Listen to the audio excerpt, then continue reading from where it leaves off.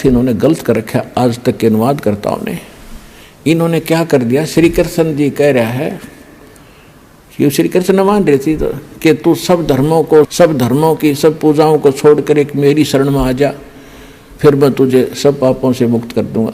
गीता अध्याय नंबर 2 के श्लोक नंबर 7 में अर्जुन पहले ही कह रहा है कि मैं आपकी शरण हूँ, आपका दास हूँ, मेरी बुद्धि अब काम नहीं कर रही, मैं युद्ध करूँ कि ना करूँ, मुझे सीधा मार्ग बता दो, आप मेरे गुरु, मैं आपका शिष्य हूँ। अर्जुन तो पहले उसकी शरण में था, ये सट्टे मारे तो कई नकल तो थी नहीं इनमें।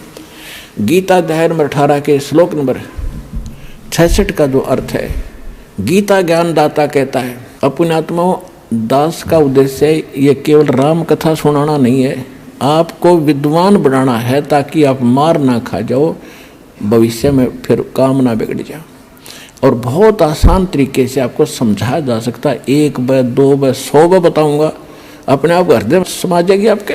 इस झूठ को हमने लाखों बार सुन लिया तो सच्ची होगी, सत्य को भी सैकड़ों बार सुनोगे अपने आप, सत्य तो है ही सत्य, या तो ऐसा जगह बना देगी फिर कोई टस से मस नहीं कर सकता। गीता अध्याय नंबर 18 के श्लोक नंबर 62 में इसने कह दिया, अर्जुन तू सर्वभाव से उस परमेश्वर की शरण में जा, उसकी कृपा से तू परम शांति को, सनातन परम धाम को प्राप्त होगा। अपने विषय में 8वें अध्याय के 5 और 7 में कह दिया कि मेरी शरण में रहना है तो मेरा 8वें अध्याय के 13वें श्लोक में मंत्र बता दिया, ओम नाम का जाप है, इसको कर, युद्ध भी कर, मेरी शरण में रहेगा तो जन्म मृत्यु तेरी भी होगी मेरी भी होगी। अब ये 18वां अध्याय है, लास्ट अध्याय है, लास्ट ये मंत्र चल रहे हैं, अंतिम मंत्र, अंतिम अध्याय गीता अध्याय नंबर 18 के श्लोक नंबर 62 में उसने कहा। अब 63 में वो कहता है कि अर्जुन इब तू सोच विचार कर ले, जो मैंने गुप्त से गुप्त ज्ञान आज तक किसी को नहीं बताया वो तेरे को बता दिया। ये गीता का जो ज्ञान है ये अति रहस्य युक्त था, यो आज मैंने तेरे को बताया था, कभी पहले बताया था सूर्य को, और आज मैं तुझे बता रहा हूँ। सूर्य ये आग का गोला नहीं, एक देव है अलग से, जैसे बिजली महकमे का बिजली का अफसर होते हैं, मंत्री होते हैं ऐसे। तो कहता है ये गुप्त से गुप्त ज्ञान मैंने तुझे बता दिया, अब तूने जैसा अच्छा लगे वैसा कर ले। 18वें अध्याय के 64वें श्लोक में कहा कि एक और गुप्त बता देता हूं कि जिसके विषय में 18वें अध्याय के 62वें श्लोक में मैंने कहा कि उसकी शरण में जा, वो मेरा भी पूज्य देव है, इष्ट देव है। ये तेरे हित में बता रहा। 18वें अध्याय के फिर 65वें श्लोक में कहता है कि अर्जुन यदि तूने मेरी शरण में आना है तो मुझे नमस्कार कर, मेरा भक्त बन, चिंता ना कर, तो मुझे ही प्राप्त होगा। फिर 18वें अध्याय के 66वें श्लोक में फिर कहा है यदि तूने उसकी शरण में जाना है तो सर्व धर्मान परित्यज माम। 18वें अध्याय के 66वें श्लोक में कहा है कि आपने 18वें अध्याय के 62वें में जिसके बारे में मैंने कहा श्लोक में, उसकी शरण में जाना है, सदा जन्म मृत्यु से रहित हो जाना है, कंप्लीट आपने पीस चाहिए, संपूर्ण शांति चाहता है, तो मेरे सतर की 18वें अध्याय के 66वें श्लोक में कहता है सर्व धर्मान परित्यज माम, मेरे सतर की जो पूजाएं हैं, इसके सतर की कौन सी पूजाएं हैं, ये 500 यज्ञ करते हैं, ओम नाम का जाप आज आप श्वास से जो जाप करते हैं, ये उसके सतर की, ब्रह्म के सतर की भक्ति पूजाएं हैं, ये मुझे छोड़ दे, मुझे दे दे। और एकम शरणम व्रज, एकम माने जिसके बराबर दूसरा नहीं है, वो सर्वशक्तिमान। गीता अध्याय नंबर 15 के श्लोक नंबर 17 में जिसके विषय में कहा है उत्तम पुरुषत्व अन्य परमात्मा इति उदाहरते, यह लोक धर्म अविश्य विवर्ती अवैश्वर।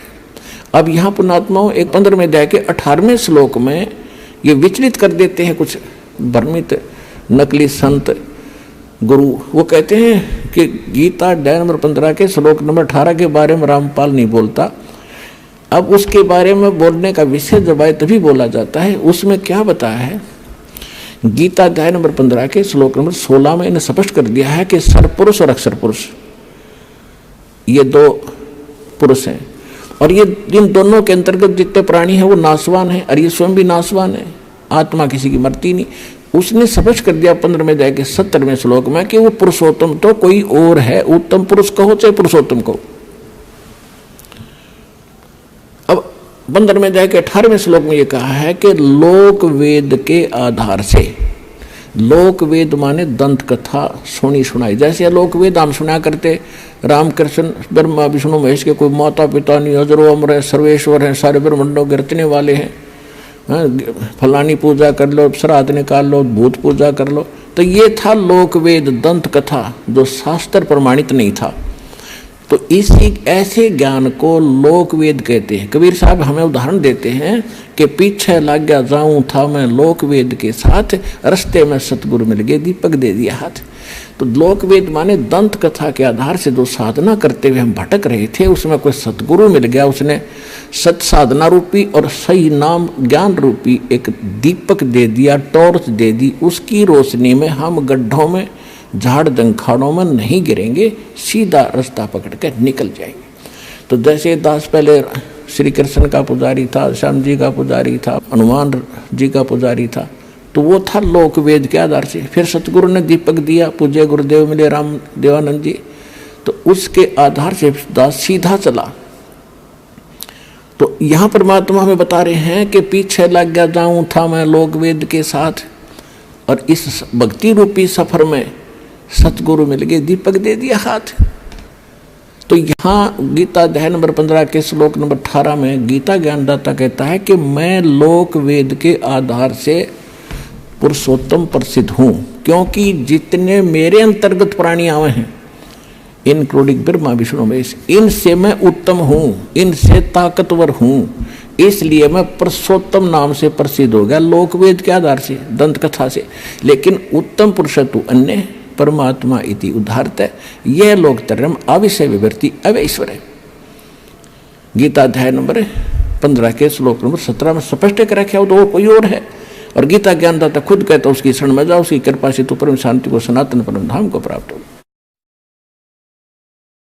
अब गीता अध्याय नंबर 18 के श्लोक नंबर 66 का जो अर्थ है कि सर्वधर्मान परित्यज्य, मेरे सतर की सब पूजाएं छोड़ दे, मुझे दे दे, तो हम वहां ओम नाम के जाप की कमाई उसको दे देंगे।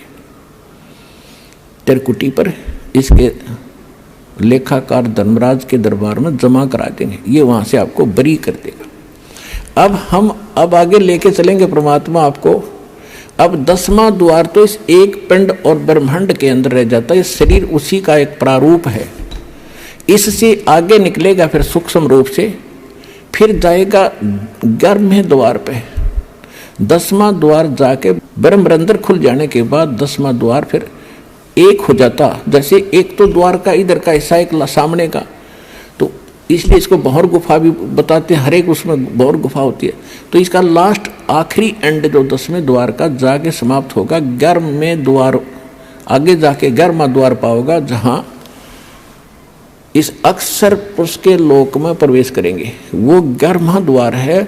21 ब्रह्मांड एक पूरा पैक्ड है, 7 संग ब्रह्मांड अलग से पैक्ड है, तो उनके बीच में एक ही द्वार है और सामने वाले में भी एक ही द्वार है। तो वो द्वार ऐसे घूम कर जाता है और उसमें जाके खुलता है। तो 11वां द्वार जो है सरपुरुष के 21 ब्रह्मांड पार करके से निकलेंगे और उसमें प्रवेश करेंगे अक्षर पुरुष वाले, वो 11वां द्वार है।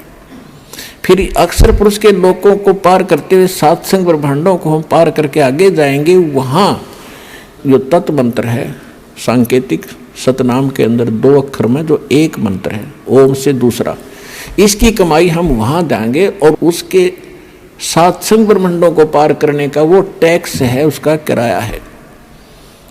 अब हमारे पास रह जाएगा सत्य सार नाम की कमाई, उसको लेकर हम फिर 11वां द्वार पार करके 12वें द्वार को पार करेंगे, वो सतलोक में प्रवेश करावेगा और ये सत्य नाम सार नाम की कमाई हमारे साथ वहां जाएगी।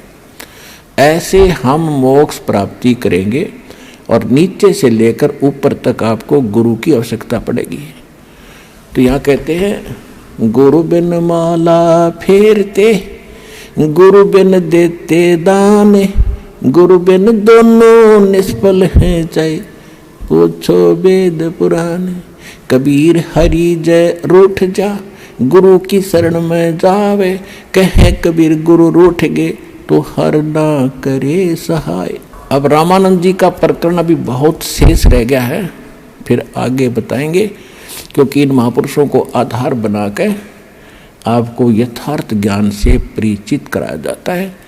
ये सत्संग का उद्देश्य होता है कि उसमें सत्य ज्ञान ही बताया।